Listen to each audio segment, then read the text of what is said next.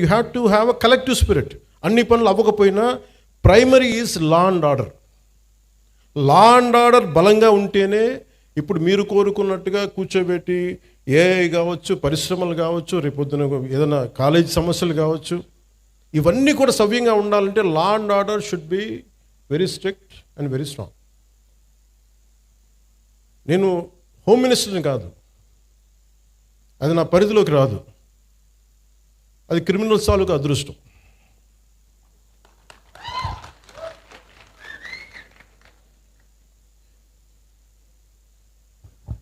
అంటే rule of law అంటే మెయిన్గా మన ఎస్పీ గారికి కలెక్టర్ గారికి చెప్తున్నా, ఇట్స్ అ రూల్ ఆఫ్ లాని మీరు ఎంత బలంగా నిలబెట్టగలిగారు అనేది మీ చేతిలో ఉంది. నా దగ్గర నుంచి చెప్తున్నాను, మీకు వన్ సింగిల్ ఫోన్ కాల్ రాదు పలానా వాళ్ళని విడిపించమని. అలాగే మా ఉన్న నాయకులందరికీ కూడా చెప్తున్నాం, none of them will encourage any kind of rowdy elements. మనం ఎవరు ఎంకరేజ్ చేస్తాం సార్? చేయం కదా. ఎవరు ఎంకరేజ్ చేయరు ఇక్కడ. You're very clear. అందుకని బేసిక్గా మనకి మీరు ఇవి చూస్తూ ఉన్నారు. ఇప్పుడు ఇందాక ఫాల్స్ ఎస్సీ అట్రాసిటీ కేసు ఉన్న సింపుల్ సివిల్ కేసు, దారి ఇవ్వలేదు, గొడవ జరుగుద్ది, అంతేగాని దానికి ఒక ఫాల్స్ ఎస్సీ అట్రాసిటీ కేసు పెట్టినా తప్పు అవుతుంది. దీనికి మీరు బాధితులు కాకండి. రియల్ ఎస్సీ అట్రాసిటీ యాక్ట్ ఎంత బలంగా పెట్టాలో ఫాల్స్ ఎస్సీ అట్రాసిటీ యాక్ట్ని కూడా మీరు అంతే బలంగా మీరు నిలువరించాలి. తప్పది. అది ఎంత పెద్ద సంఘాల నాయకులు వచ్చినా నేను వారికి ఓపెన్గా నేను నిజంగా బాబాసాహెబ్ అంబేద్కర్ గారి మీద గౌరవం ఉంటే ఎవ్వరు కూడా ఫాల్స్ ఎస్సీ అట్రాసిటీ యాక్ట్ పెట్టరు. ఇది బలంగా, అలాగే కొంతమంది నాయకులు కూడా ఇది ఎంకరేజ్ చేస్తారు. దయచేసి కూటమిలో ఉన్న నాయకులు అలాంటివి కూడా ఎంకరేజ్ చేయకండి, నా విన్నపం అది. ఎందుకంటే కొన్ని ఫాల్స్ కేసులతో నలిగిపోతారు, బయటికి రాలేరు, బయటికి చెప్పుకోలేరు. సుప్రీంకోర్టు ఎందుకు జడ్జిమెంట్ ఇచ్చి ఉంటుంది? ఎన్ని ఫాల్స్ ఎస్సీ అట్రాసిటీ కేసులు పెడితే తప్ప ఇన్ని రావు కదా. సుప్రీంకోర్టు రెస్పాండ్ అయింది అంటే.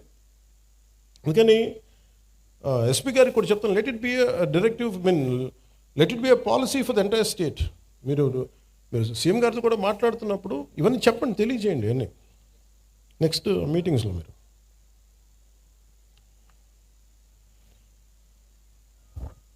the law and order is not merely a government function. It is the very foundation upon which civilized society stands. In any democracy, safety and security rank as the most primal concept. Idi between the state and its citizens. Without it, every other promise of governance will collapse. Let it be welfare schemes, investment, jobs, business.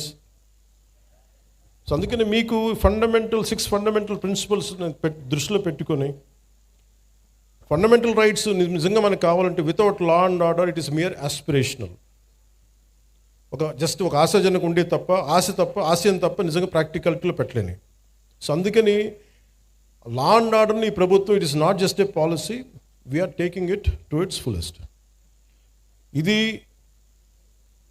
మీరు ఇప్పుడు చూస్తున్న any criminal చట్టాలను అతిక్రమించిన, మర్డర్లు చేసిన, మానభంగాలు చేసిన, దోపిడీలు చేసిన క్రిమినల్స్ కూడా ఫండమెంటల్ రైట్స్ అప్లై అవుతాయి. అది మనకి రాజ్యాంగం ఇచ్చింది.